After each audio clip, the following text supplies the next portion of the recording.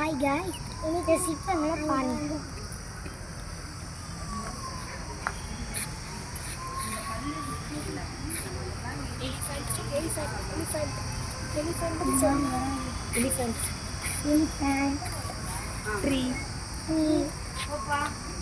விவசாயி மாடு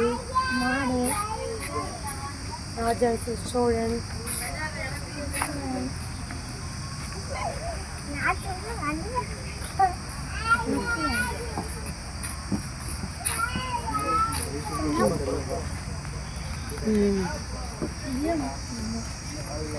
சொல்றா பாருங்க அந்த காலத்துல கில் எடுக்கிற சமயத்து